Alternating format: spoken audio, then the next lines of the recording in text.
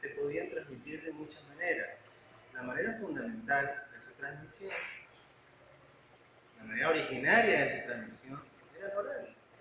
La gente se contaba de generación en generación historias, genealogías, datos, eh, recetas, procedimientos, pero en algún momento de la historia se consideró que esa transmisión oral no era suficiente, sino que era necesario que esas palabras se conservaran de alguna manera. Bien, el material antiguo que mejor se conserva, evidentemente, es este tipo de material. Es decir, las inscripciones en piedras son las que permiten la conservación a largo plazo en mejores condiciones. La piedra no es eterna, la piedra no es inmune a recibir daños mecánicos, por ejemplo, que se parta la mitad de la inscripción, o incluso lo que está sucediendo hoy en día en los países más desarrollados es que los monumentos se ven afectados por la contaminación, se van disolviendo poco a poco. Pero antes que ocurriera esa catástrofe que es muy propia de nuestro mundo contemporáneo, la piedra era prácticamente eterna.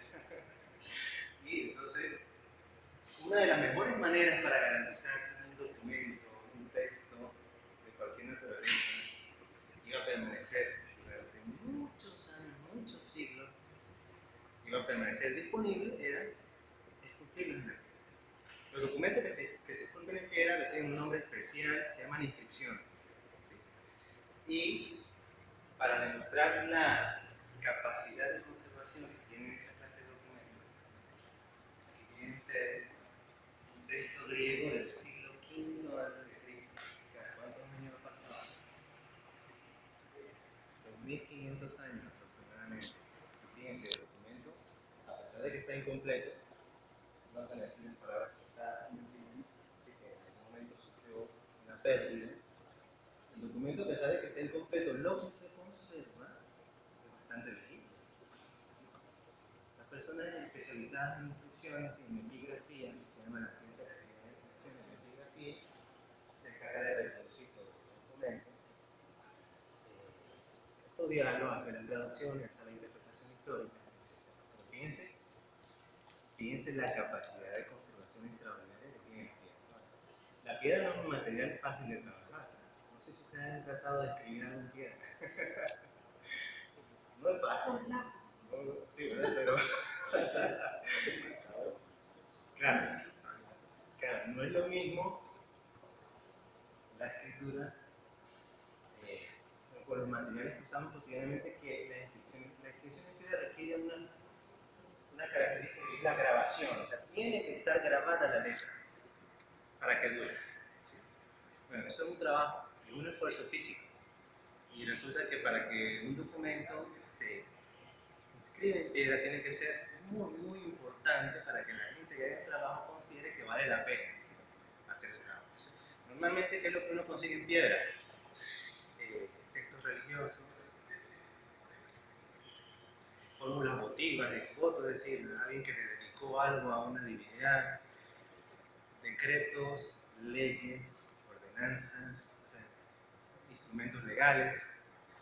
Muy, muy, muy poco hay lo que podríamos llamar hoy literatura. Pero sí abunda mucho lo que podemos llamar hoy epitafios, ¿verdad? Inscripciones en lápidas.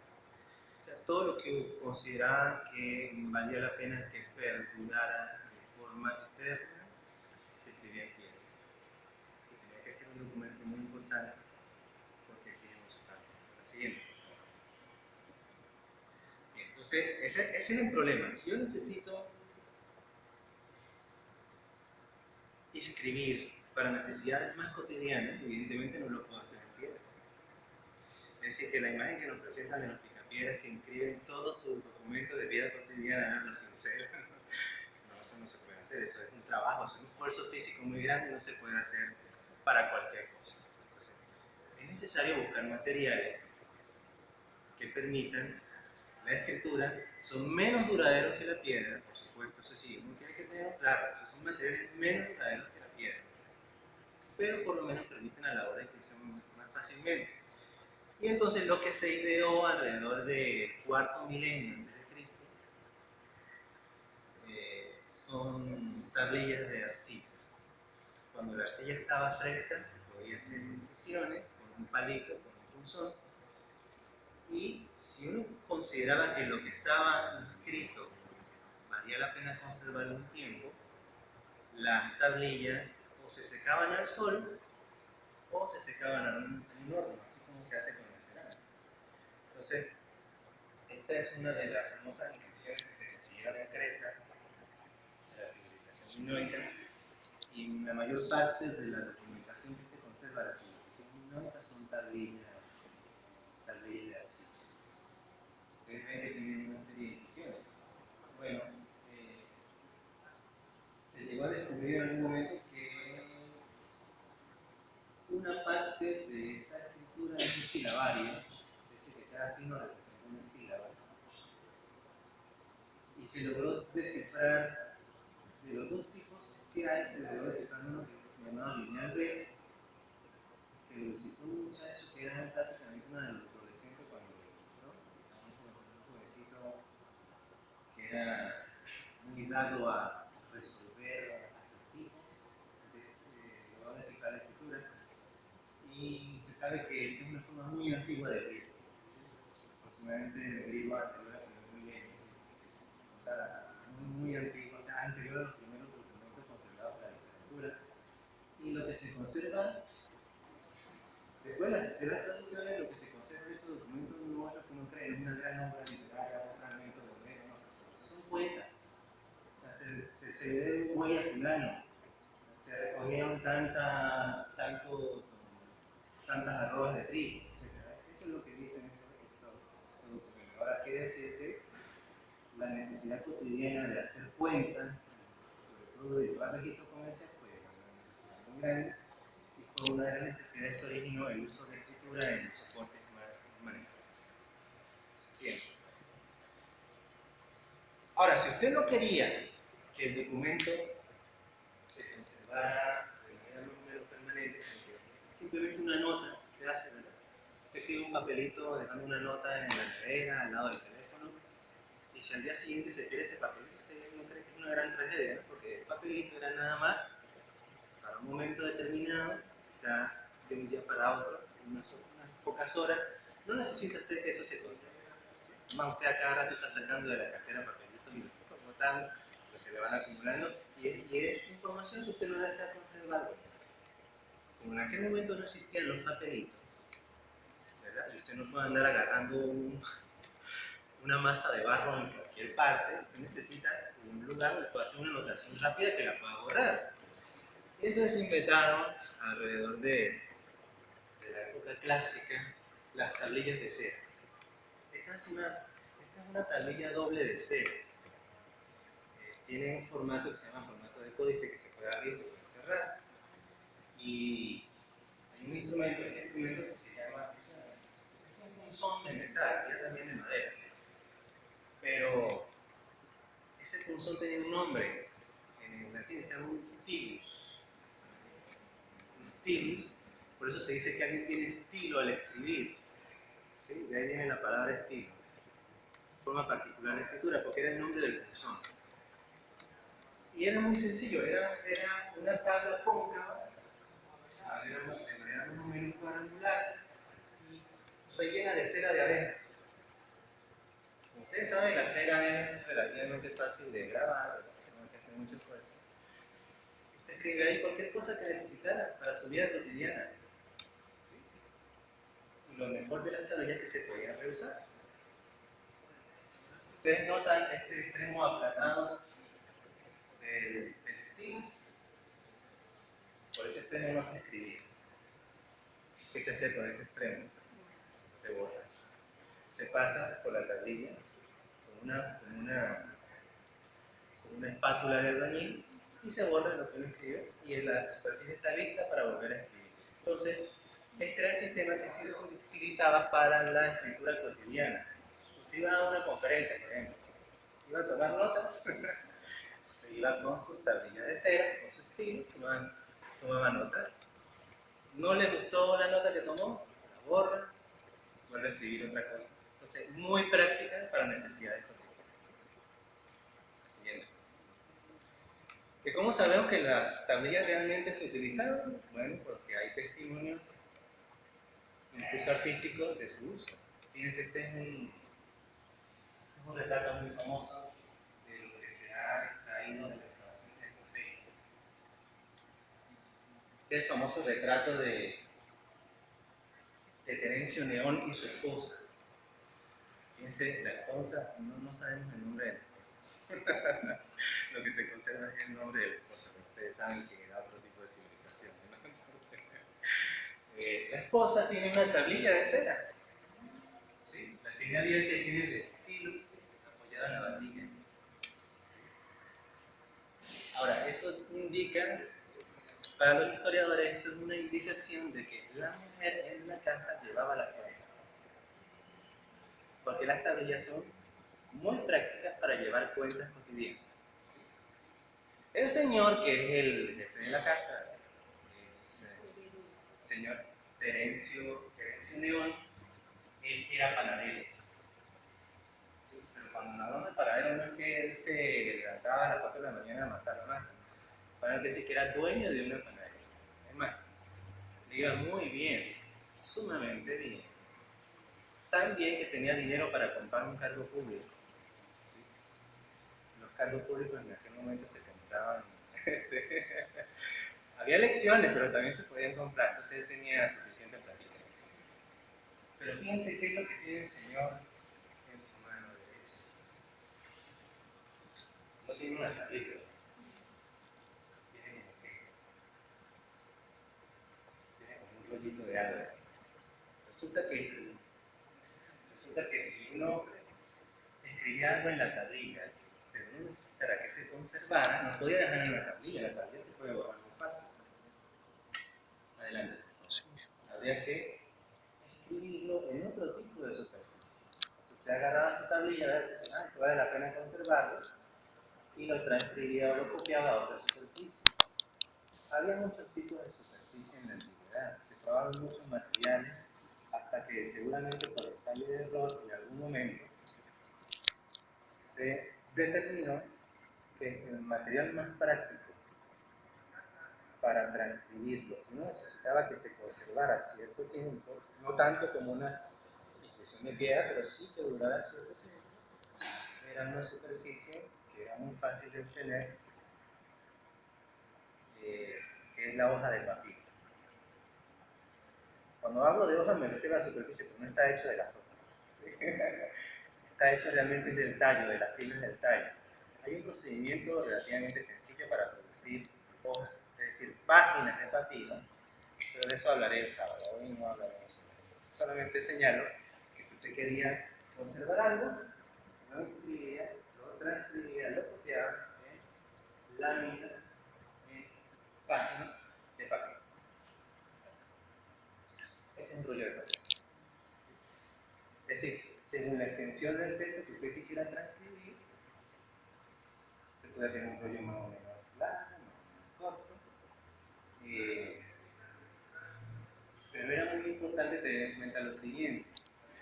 Como ustedes ven, los papiros se enrollan. ¿Por qué se enrollan? Porque así era la manera en que se guardaban más fácilmente. Si usted tiene una lámina y la quiere guardar, es más fácil de enrollar. Todo el mundo ha hecho una cartelera en cartulina. ¿Sí? En algún momento de nuestra vida hemos hecho carteleras en cartulina. ¿Cómo la llevamos a la escuela? Okay. ¿Cómo las guardan en su casa si es que las guardan? Enrolladas. Entonces, lo que se escribía en papiro se guardaba enrollado. ¿Sí? Ahora, eso tiene un inconveniente. Resulta que si uno enrolla el documento y la superficie expuesta es la exterior, y uno quiere que el documento se conserve, evidentemente uno no puede escribir en las dos caras. Uno tiene que escribir en la cara que va a quedar oculta al enrollar el documento.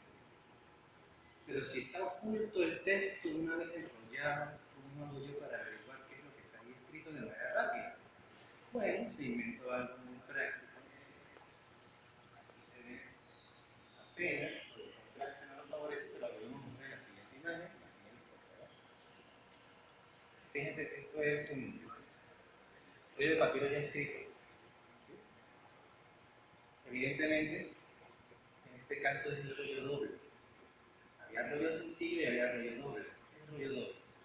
Los rollos dobles eran para los documentos que eran muy extensos. El rollo sencillo para los documentos más breves.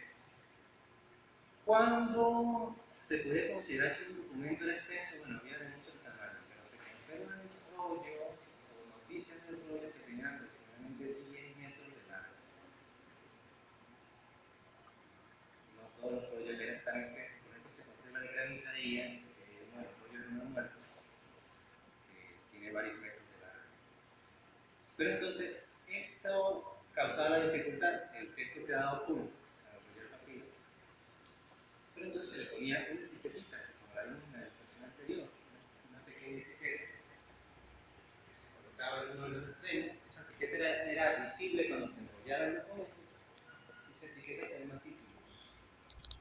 Y de ahí viene el nombre de título para identificar los nombres del documento. Bien, fíjense, este es el aspecto que tenía un rollo de cierta importancia. Porque había rollos que no importaban. Si no quería un rollo que se conservara en ciertas condiciones, tenía que añadir las aristas que podían ser de madera, de metal, normalmente de madera, más accesible el material. Usted no quería que el rollo se desenrollara,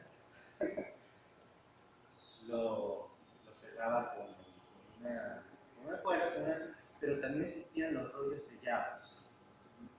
¿Sí?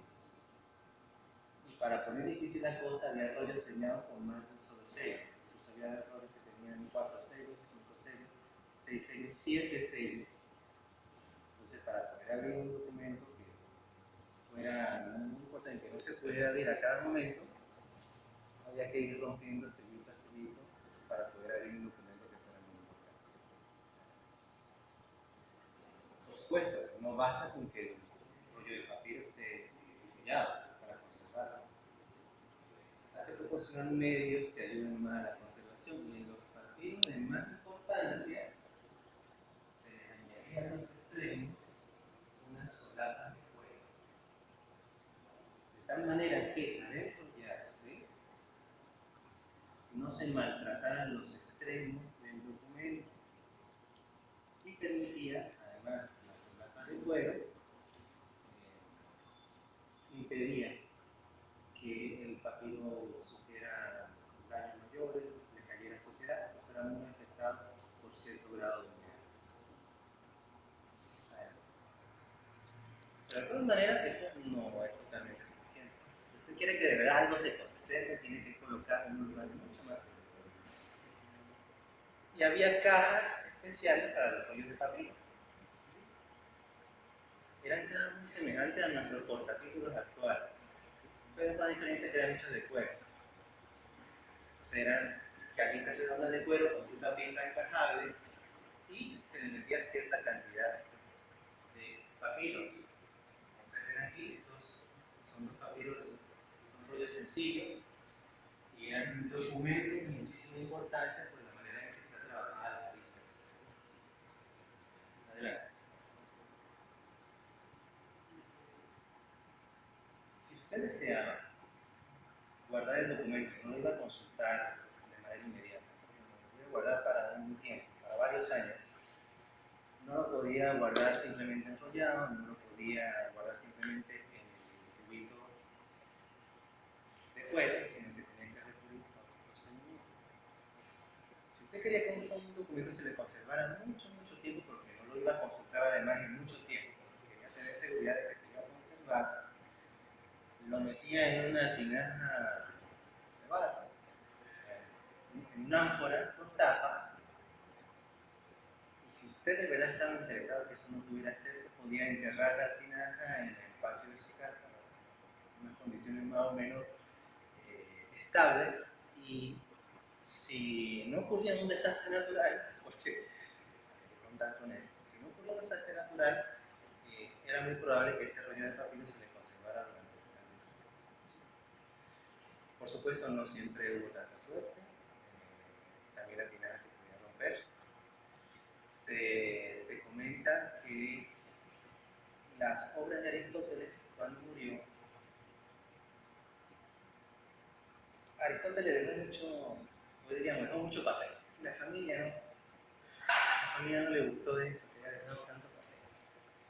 Entonces, la familia de Aristóteles eh, colocó todas sus obras originales en salud, en ánforas, y las enterró todavía. Lo que pasa es que no las enterró en las mejores condiciones. Y cuando 250 años después, 300 años después, la volvieron a descubrir, por casualidad, cuando pasó un soldado romano y empezó a escarbar, ya no estaban en sus mejores condiciones. Entonces, es algo muy importante, lo vamos a recordar más adelante porque eso nos da una explicación de por qué no todas las obras de la antigüedad se conservan y por qué no todas las que se conservan enteras. Si usted no necesitaba que el papiro tuviera tanto tiempo guardado y además usted necesitaba consultarlo con frecuencia, lo más práctico era hacer los rollos metidos en compartimientos. Resulta que este es más o menos el aspecto que se cree que tenían las bibliotecas antiguas. Compartimientos construidos de tal manera que podían albergar rollos de papel. Entonces, si usted necesitaba un rollo particular, se acercaba al conjunto de compartimentos, leía títulos. Si a usted le interesaba ese título, le sacaba el rollo de papel y lo leía. Fíjense que esta persona de este lado está leyendo el rollo de papel. Fíjense la manera en que lo lee, así, desenrollándolo horizontalmente. Esa es la forma habitual de desenrollar un rollo de papel. Esa era la forma habitual y normal. Así que cuando ustedes vean en las películas que la gente hace esto, no está muy bien documentado. Esto se podía hacer con los documentos breves, cortitos, pero con un documento largo, es más, no es muy natural que uno haga un documento largo así, no es natural abrirlo así. Bueno, eso no lo sabe uno, eso lo sabía la gente de la antigüedad. Y lo normal era que los rollos de papel, ya saben, una manera de identificar si hubo buena producción en una película, la manera en que abren los rollos. Fíjense, había muchas bibliotecas en la antigüedad, pero la mayoría no eran públicas. La gran mayoría de las bibliotecas no eran públicas, eran bibliotecas personales. O sea, solamente tenía acceso el dueño de la casa y sus amigos. ¿Sí? Pero en algún momento, sobre todo a partir del Imperio Romano, se consideró que era necesario que hubiera bibliotecas de acceso, pero no tampoco para todo el mundo, sino para todo aquel que demostrara que era un investigador competente. Que se acercaba a la casa, a la biblioteca, y si usted demostraba que era un tipo que le gustaba leer y escribir, le permitían acceso a la biblioteca. Pero hubo alguien en particular que decidió que eso debía ser una institución. ¿Sí? Básicamente fueron los reyes Ptolomeos de Egipto. Los reyes Ptolomeos de Egipto, la dinastía se llama los Ptolomeos, por supuesto, porque fue el primer fundador. Si no me equivoco, Ptolomeo II fundó un templo y lo dedicó a las musas. ¿Sí? Como está dedicado a las musas, ese templo se llamó el Museo. Y desde entonces, cualquier edificio cuya función es guardar conocimiento se denomina museo. Un edificio anexo al Museo de Alejandría era la biblioteca, precisamente llamada la Biblioteca del Museo, que hoy conocemos simplemente como la Biblioteca de Alejandría. Y este se supone que era el aspecto que tenía la biblioteca cuando estaba en su mayor esplendor. Fíjese, probablemente, mucho de esto es pura especulación porque se basa en testimonio, no en imágenes, pero probablemente este es el aspecto de la biblioteca del Museo de Alejandría, o sea, la biblioteca más famosa de toda la antigüedad. Era la biblioteca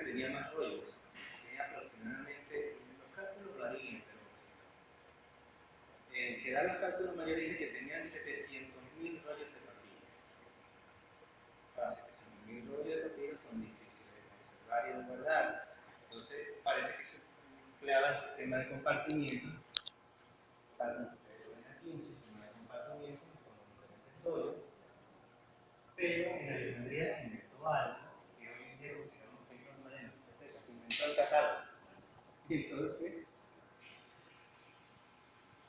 había una sala donde estaban los rollos que eran los catálogos de los libros disponibles en la biblioteca.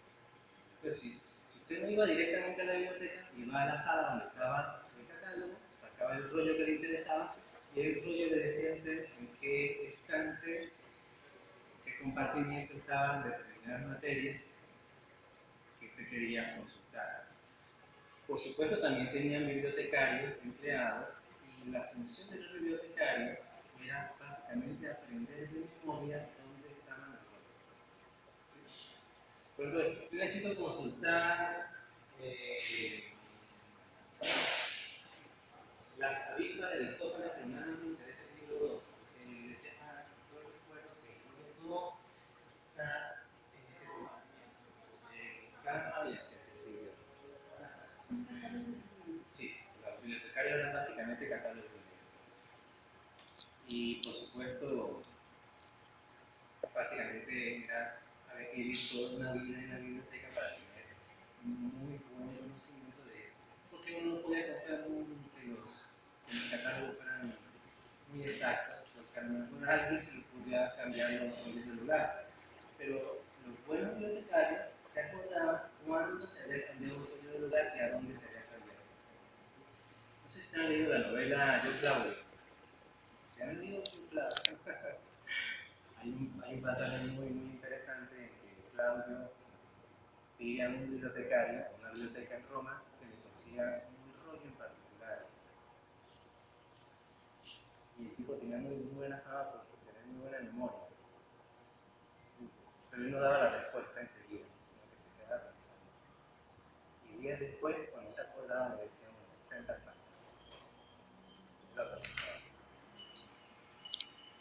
Ahora bien, habíamos hablado de impresiones en piedra, muy duradera, ¿verdad? La piedra es durable, a cierto punto. Las tablillas de arcilla, en condiciones favorables, también son muy duraderas. Si el papiro no se somete a condiciones especiales, no es muy duradero. ¿Sí? Y el hecho es que los papiros que se han conservado, ustedes ven que esto tiene estos pequeños fragmentos. Esto es prácticamente una hoja completamente preservada. ¿Sí? Es más, ojalá todos los papiros que uno se consiguiera antiguos estuvieran en esas condiciones, pero ese no es el caso. A veces uno quiere saber en cómo termina un libro, ¿verdad? Y lee, resulta que está así.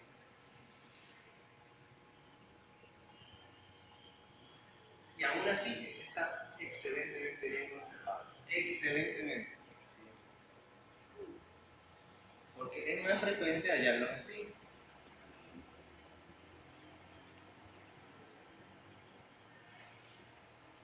Es más, de tanto enrollarlo y desenrollarlo,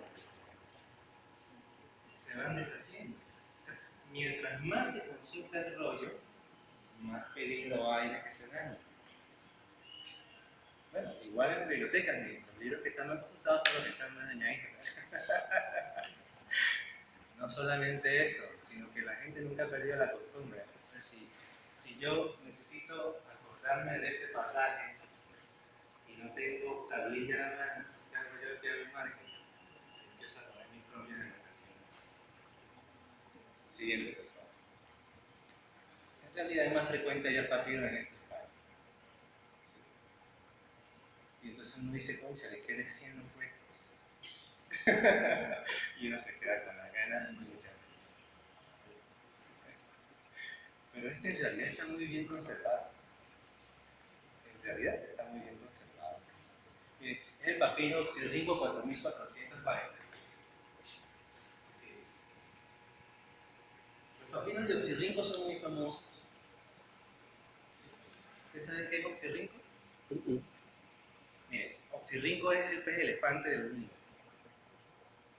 En el Nilo, en el río Nilo hay un pez que tiene como una trompa, se llama pez elefante. Y hay una isla en medio del Nilo que es muy famosa por sus poblaciones de peces elefantes. Esa isla se llama la isla de Oxirrinco. Y está en medio del Nilo, pero en condiciones muy secas. Es decir, que ahí se han descubierto muchos papiros conservados de la antigüedad. Pero no todos en hoja completa, la mayoría están así. Pero esos papiros han sido muy, muy importantes, porque no solamente conservan fragmentos de obras de la antigüedad que uno puede confrontar con lo que se conserva en otros documentos, sino porque también conservan fragmentos de la Biblia, ¿sí? Del Nuevo Testamento, incluso del Antiguo Testamento, y se pueden confrontar la antigüedad de esos documentos con las versiones que hoy leemos de esas obras. Pero aún así no está tan malo esto. Adelante. A veces lo que se conserva son dos pedacitos, así como este, y es otro papiro egipcio. ¿Sí? En todo caso, uno puede leer algunas líneas, ¿verdad?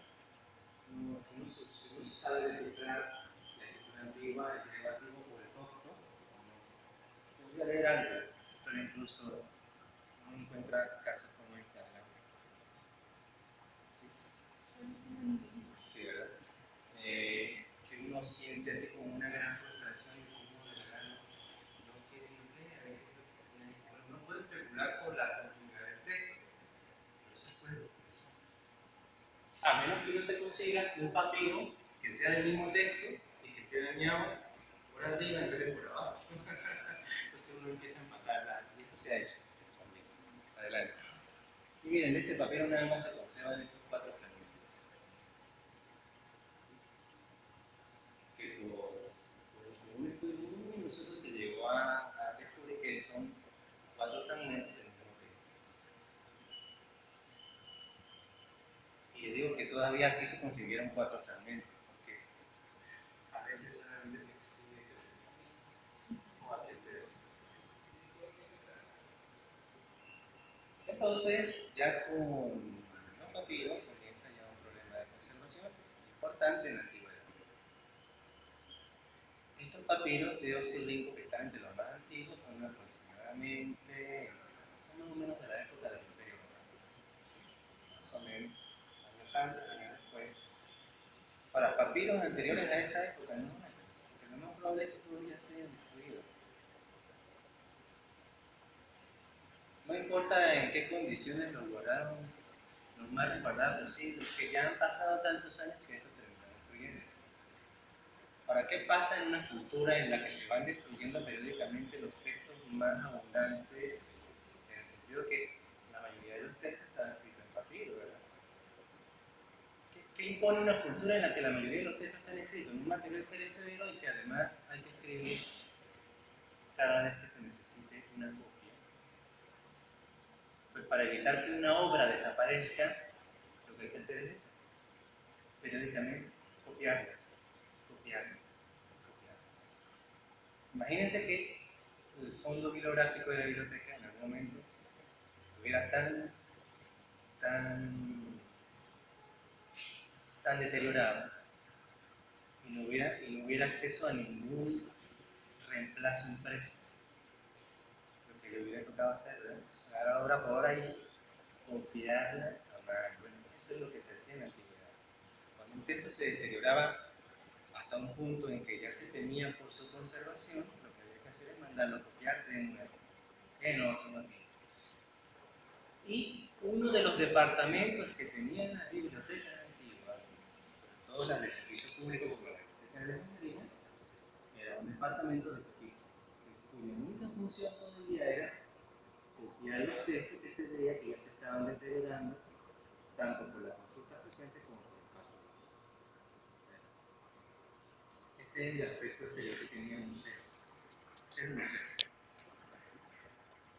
Eh, Aunque se le considera la primera biblioteca del mundo pública, no era exactamente así, porque para que usted tuviera acceso a la biblioteca del museo, usted tenía que comprobar que usted era un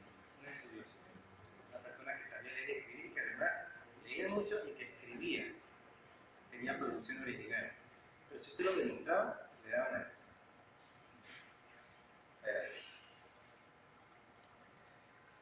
En algún momento se planteó, hay una leyenda al respecto, pero en algún momento se planteó, parece que tengo un poquito más de tiempo, en algún momento se planteó que, bueno, si el papiro es un material tan poco durable, perecedero, ¿por qué no escribir en un material que ofrezca la misma ventaja, pero que sea un poco más duradero? Resulta que sí, se descubrió un material que ofrece la misma ventaja del papiro, es decir, flexible, se puede enrollar, es cómodo, se puede escribir fácilmente con un rollo de papiro, transportable, pero es más duradero. Y este material tiene ahí representado, y esto es un folio de pergamino. El pergamino es mucho más durable que el papiro, pero mucho más durable. Por supuesto, eso no significa que no hay que conservarlo en condiciones especiales, pero dura más. Si no se trata tan bien, dura más. ¿Por qué dura más el material llamado pergamino? Porque no está hecho de papel, no está hecho de fibras vegetales, mejor dicho. Está hecho de, ¿qué es? Piel de animal. El pergamino auténtico es piel de animal. Una piel que necesita una preparación muy especial. En primer lugar, porque no puede ser cualquier piel. Son pieles especiales. Las mejores pieles para pergaminos son las de terneros monarcas. Son las mejores. Y de un ternero más o menos formadito se obtienen hasta 3 folios. Pero normalmente eso es un caso con mucha generosidad de cuerpo. Normalmente se puede hacer un solo folio por pie. Y ese folio se doblaba en dos. Es lo que se llama un bifolio. Y era la unidad básica con la que se contaban los pergaminos.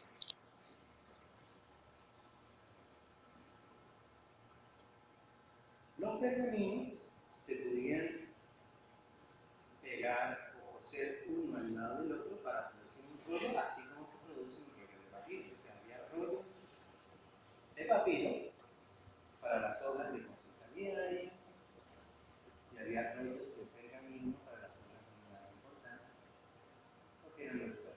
Ahora, independientemente de que el rollo fuera de pergamino o de papiro, había un inconveniente. ¿Qué pasa si uno quería leer la Ilíada completa? Le tocaba hacer lo que está haciendo la muchacha. Ahora, eso no es precisamente lo más cómodo del mundo para leer. ¿Sí? No era realmente habitual que una obra completa estuviera en un solo rollo. Fíjense lo incómodo que es consultar un rollo completo. Entonces, lo que se volvió costumbre es que los libros se dividían en secciones y cada sección era un rollo. Esos rollos llevaban el nombre del libro. Entonces, si a usted le decía al bibliotecario que esa obra constaba de 5 libros, quiere decir que estaba distribuida en 5 rollos diferentes. Si usted quería leer una edición cómoda de la Ilíada tiene 24 cantos, ¿se acuerdan? Una edición cómoda de la Ilíada venía en paquetes de 24 rollos. Sí, paquetico de 24 rollos, y usted, si quería leer el canto número 1, leía el título que dijera canto número 1, sacaba otro libro, pero aún así eso tenía su inconveniente. Porque si usted quiere aplicar un estudio muy minucioso, erudito, todo aquí. Si uno quiere aplicar un estudio muy erudito del texto, y el texto resulta que tiene 5 5 metros de largo. Bueno, no le tocaría hacer una cosa así, ¿no? Este señor está estudiando uno de los rollos del Mar Muerto, famosísimo. Son famosos porque contienen la versión mejor conservada, más antigua, en texto más o menos completo del Antiguo Testamento. Pero fíjense. Ahora imagínense ustedes que el Señor llegue al final del documento y necesite confirmar la información con lo que dice al principio del rollo. Eso era un baile de un lado para otro. Normalmente, por comodidad, lo que se hacía era que a medida que uno iba leyendo el rollo, uno lo iba enrollando de un extremo y lo iba desplegando del otro. Pero igual, si usted quería volver al principio del texto, tenía que desenrollar todo. Por supuesto, para las personas que tenían familiaridad con los textos, llegaba un momento que se los aprendía con memoria y no necesitaban estar consultando cada rato los lugares del texto. Pero bueno, la mayoría de nosotros no somos así, necesitamos la confirmación textual, tendríamos que haber desenrollado y enrollado muchas veces un rollo de papiro, si era de papiro, se hubiera dañado con mucha frecuencia. Entonces, a alguien se le ocurrió una idea muy bien. ¿Sí? Porque este era el formato normal de la tablilla de cera. Esta es una tablilla de cera. Fíjense que tiene una hoja más. Además de las dos tapas, tiene una hoja más diferente. Por cierto, estos son mis sellos. Y a alguien se le ocurrió, oye, ¿qué tal si yo uno esto con una idea que ya existía, que eran los cartapacios con hojitas sueltas de papiro? ¿Sí? Una cosa con la otra. Humedad. Mira esto. Sí. Entonces se inventó esto. Vino a aliviar, vino a aliviar la necesidad de los eruditos. Ustedes saben que los eruditos, como nosotros, tenemos mucha necesidad de decir, no, esto está en la página tal, línea tal. Y yo confronto lo que dice la última página con lo que dice la primera página. Es un rollo de papiro o de pergamino, eso es muy incómodo. No es imposible, pero es muy incómodo. La manera cómoda de hacerlo con el formato del libro que conocemos hoy en día. Eso tiene su nombre, se llama códice. Un códex. Este formato de libro se llama códex. Ahora, el códex es tan, para nosotros el códex es el libro por antonomasia. Usted no se imagina un libro que no sea un códex. Bueno, quizás un libro electrónico. Si usted se lo imagina, usted se imagina hoy un libro, usted se lo imagina un códex, códice, que un conjunto de hojas unidas por uno de sus extremos y dos capas. Esto es un cuaderno, pero en realidad es un códex. Esto es un códex, esto también es un códex. Estos son libros formato códex. ¿Sí?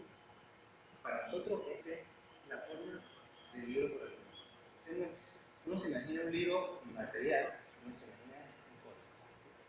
Tanto se imagina uno que un libro es un códex, que cuando los dibujos animados y en las tiras cómicas representan las bibliotecas de la antigüedad, porque aquí está Rico Manpato, y Rico Manpato descubrió algo.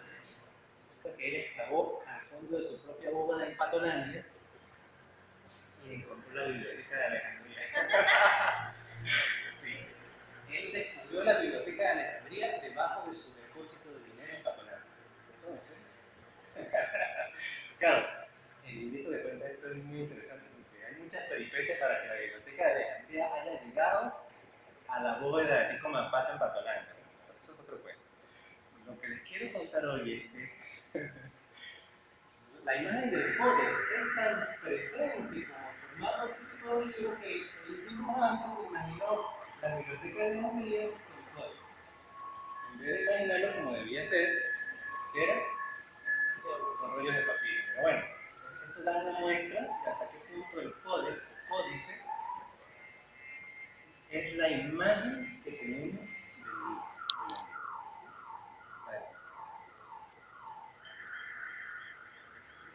Cuando se estableció el uso del códex, que los eruditos, repito, los eruditos me pareció que era el mejor invento del mundo, el códice. Y había unos eruditos en especial que les pareció que era todavía mucho mejor, que eran los estudiosos de la Biblia. Para los estudiosos de la Biblia, el mejor invento del mundo. O sea, imagínense consultar la Biblia en rollos de papel. Como si se hacía. Hasta la invención del códice se hacía, se tenía uno que consultar la Biblia en rollos de papel. Entonces, con un códex es mucho más fácil. Este es el famoso Codex Sinaiticus. Y tiene también parte del Antiguo Testamento. Ahora, para que haya durado tanto, está hecho de pergamino. Todas las hojas que ustedes ven son pergaminos. Y esta es del siglo IV después de Cristo. Nada más, nada menos, tienen 1600 años. Tienen 1600, tienen estado que están. Tienen 1600 años. Claro, lo guardaron con muchísimo cuidado durante esos 1600. Estaban en un monasterio. Y los monjes lo guardaron como la niña de sus ojos durante cientos de años. Pero el pergamino, bien cuidado, es un material bastante bien cuidado. Bien cuidado, es un material bastante delicado.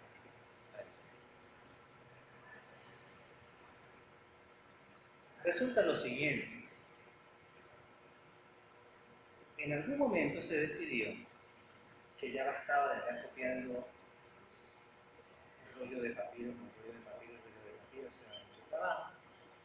Entonces era mucho mejor echarse un gasto, porque es un gasto, mandar a hacer un libro de pergamino e inscribir todo lo que uno consideraba importante en un libro de pergamino. Pero eso tuvo varias consecuencias. Una de las consecuencias es que el pergamino, como yo les conté, el animal, no es muy rendidor. Eso quiere decir que un libro de pergamino es caro. Es caro, no es caro ahorita, siempre ha sido caro. Durante toda la historia de la humanidad, los libros de pergamino han sido sumamente costosos. Llega un momento en que la gente dice, oye, tengo un libro de pergamino, necesito transcribir un texto. ¿Qué hago? Tengo plata para comprarme otro libro de pergamino. Pero tampoco quiero volver a empezar a escribir el rollo de papel porque no me garantiza que eso me dure. Entonces tomaban una decisión que a uno parece muy drástica. Resulta que borraban el texto que había antes. Lo que se ve borroso era el texto que había antes. Lo borro, pasa que se ha hecho más o menos visible con procedimientos modernos. Lo borro. El pergamino permite borrar de la siguiente manera. Le agarro una navajita muy fina y empieza a rascar la letra. La rasca hasta que la suprime. Claro, hay que hacerlo letrica por letrica. Si usted lo hacía en toda una página, le quedaba una página otra vez lista para ser usada y entonces el texto que ustedes ven en letra más pequeña es el texto que se escribió sobre el texto borrado. Bueno, los códices, que consisten en textos escritos sobre textos borrados, son los famosos palimpsestos, que literalmente quiere decir los rascados de nuevo, los que se rascan de nuevo, porque se borraba rascando, raspando la letra. Este es un caso muy particular llamado, este es el palimpsesto de Goethe. Es famoso porque resulta que el texto que está en fondo, el original, es una parte de los evangelios. Entonces uno dice, pero ya, un momento. ¿Cómo es que alguien decidió borrar el evangelio y escribió sobre él las etimologías de San Isidoro? Que es un libro muy importante, pero no tan importante como los evangelios, ¿no? Resulta que el hecho es que el evangelio que está al fondo está escrito en griego y las etimologías que están al frente están en latín. Bueno, la persona no sabía griego. Entonces, a él le parece que es un texto que uno podía aprovechar. No entendía. Probablemente no sabía que eso era. Entonces lo logró. Entonces, y escribió sobre el texto una lengua que sí conocía, que era el latín. Seguramente era un monje que solamente sabía latín, no sabía griego. Pero esto que le estoy diciendo no es un caso excepcional. La mayoría de los monjes en la Edad Media no sabían griego, sabían latín, pero no sabían griego. Entonces, muchos textos griegos se perdieron porque los monjes no sabían leer. Adelante. Ahora bien,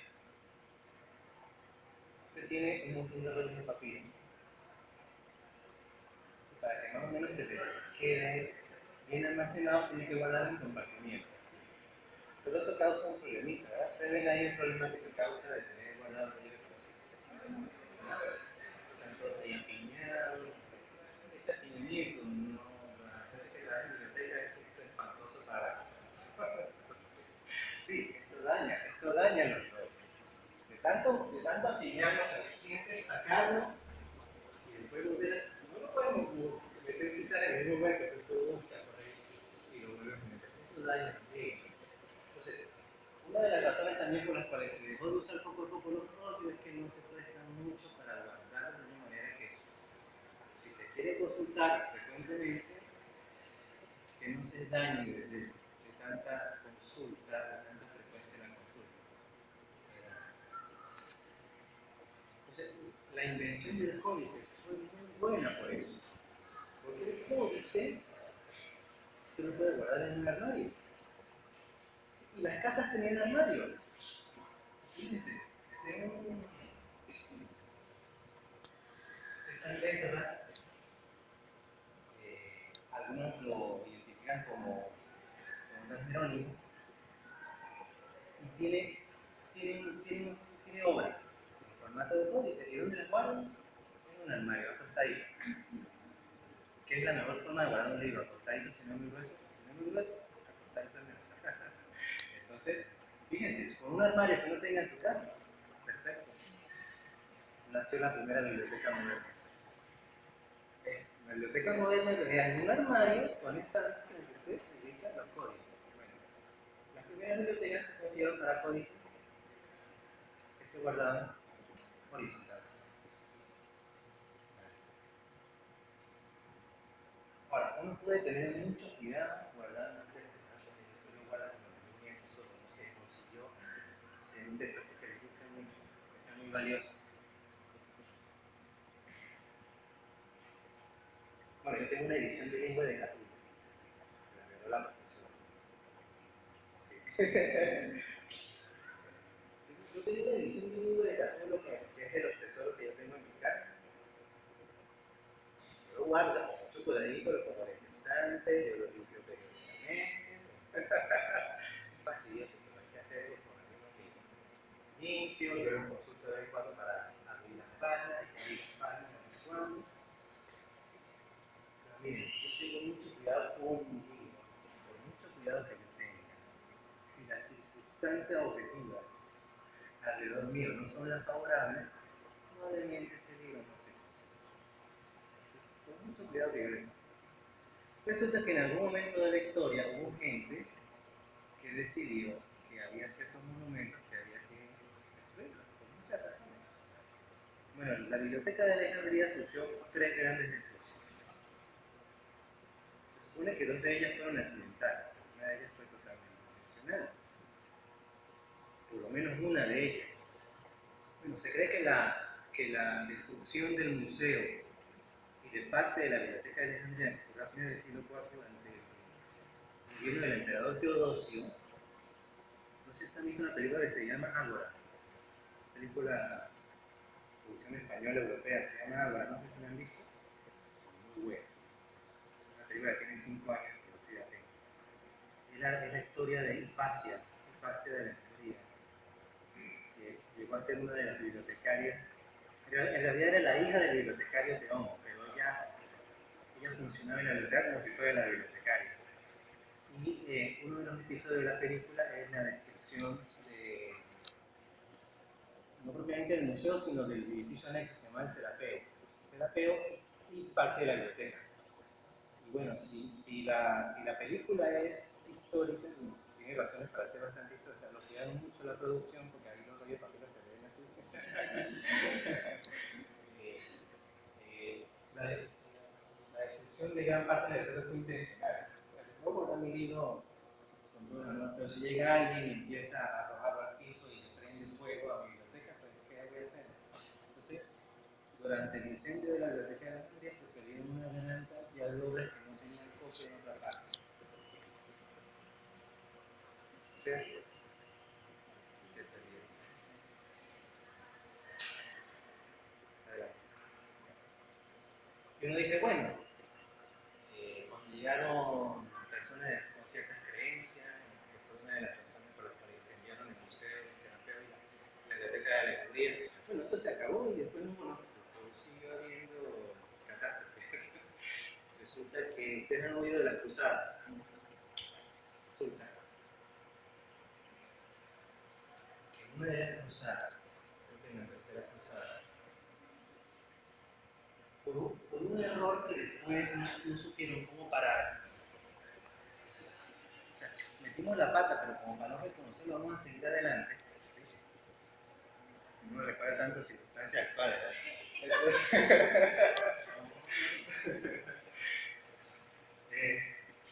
Resulta que los cruzados, que supuestamente iban para Jerusalén, se equivocaron de dirección y fueron para Constantinopla, hoy en día en Estambul. Bueno, resulta que durante la Edad Media, la única biblioteca que todavía conservaba ejemplares de obras antiguas que habían desaparecido en todas las demás bibliotecas de Europa era la biblioteca de Constantinopla. Bueno, las bibliotecas, había varias. Los cruzados, a principios del siglo XIII, eso fue en el año 1204, si no me equivoco, se equivocaron, llegaron a Constantinopla, supuestamente iban a Jerusalén, pero llegaron a Constantinopla y dijeron, bueno, ya que estamos aquí, no vamos a perder el viaje. Y han tomado la ciudad a sangre y fuego. Y entre las actividades de saqueo que hicieron, porque ustedes saben que una guerra hoy día no se considera bueno, pero antes era normal que en una guerra hubiera saqueos. O sea, que el enemigo saqueara y arrasara todo y se llevara todo. O sea, era normal, porque si a mí me tocaba hacer lo mismo, yo le hacía lo mismo al enemigo. O sea, era protocolo normal de guerra, saquear. Entonces los cruzados llegaron a Constantinopla, arrasaron con toda la ciudad, incluso con el templo de Santa Sofía que pero en ese frenesí de toma de la ciudad, incendiaron bibliotecas.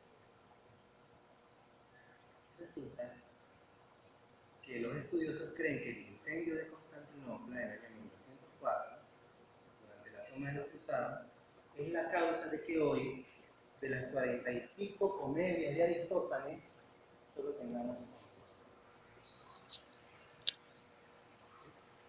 Así que 30 y pico comedias de Aristófanes se perdieron en los incendios que hubo en las bibliotecas de Constantinopla. Y eso para hablar solo de un autor. Ustedes seguramente han oído hablar de la historia romana de Tito Livio, que se considera la fuente fundamental de la historia de Roma. Bueno, esa obra no está completa, le falta el principio y el final. Es más, le faltan libros completos. Adelante. Producto de desastres.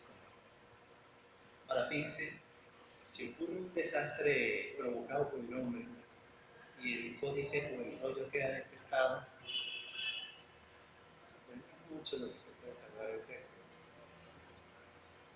Lo que ha ocurrido es que efectivamente de muchos textos de la antigüedad solo conservamos algunas líneas, si es que se conservan. Si ustedes han leído, supongo que no han leído porque todos aquí son muy lúdicos, si ustedes han leído El banquete de Platón, que es un diálogo de Platón muy famoso, ustedes saben que el banquete se desarrolla en la casa de un dramaturgo muy famoso en Atenas que era Agatón. ¿Se acuerdan de Agatón? ¿Se acuerdan de Agatón? ¿Qué se van a acordar de Agatón? Resulta que Agatón, que era un escritor de obras dramáticas muy famoso, era famosísimo, tan famoso que mereció ser mencionado por Platón como el anfitrión del banquete del diálogo de Platón.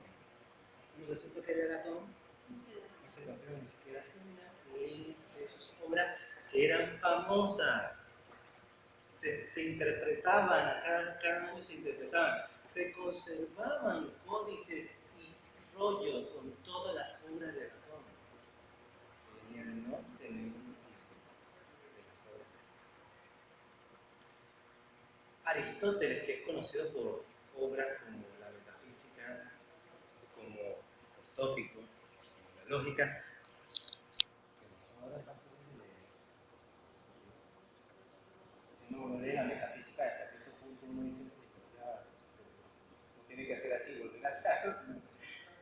Resulta que las obras que se conservan de Aristóteles, que no están completas, son sus materiales de clase que les daba a sus alumnos avanzados. Es como de ustedes, que sean profesores, es como si usted hubiera escrito obras de su vida muy bellas para publicarse, pero que al final de su vida, después de muerto, solamente se conservan sus apuntes en un cuaderno. Eso es más o menos lo que se conserva de Aristóteles. Ahora, unos apuntes magníficos, por supuesto, ¿no? Pero no son la clase de obras que él publicaba. Resulta que Aristóteles publicó diálogos como los de Platón. Es más, los diálogos de Aristóteles para algunos en la antigüedad eran preferibles a los diálogos de Platón. ¿Sí? Por el estilo en que estaban escritos, por la materia que trataban. Dicen que eran unos diálogos exquisitos. Lo que usted no comprendía leyendo los diálogos de Platón, lo comprendía leyendo los diálogos de Aristóteles. Pero no se conservan los diálogos. Adelante. Y si usted no conserva bien un libro de pergamino, ¿qué pasa? Es decir, que como un duradero que sea un material, que se de verdad interesado, que se conserve lo que parece texto, una medida especial de conservación.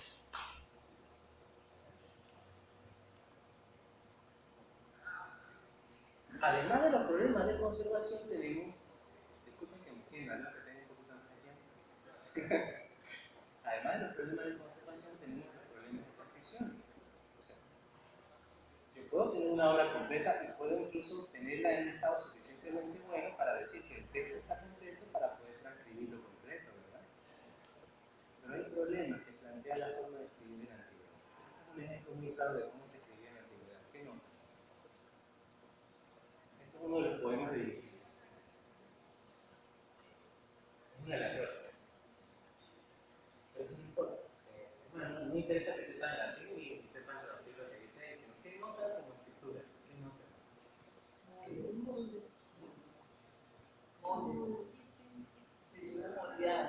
Ah, fíjense que la escritura es una función bien todo mayúscula. No hay minúscula. No hay minúscula.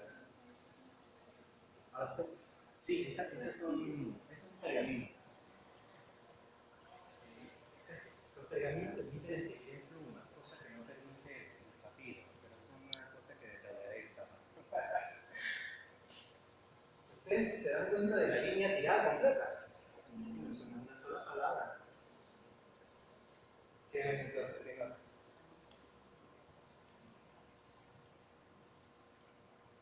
Que las palabras no están separadas. Resulta que en la antigüedad no se separaban las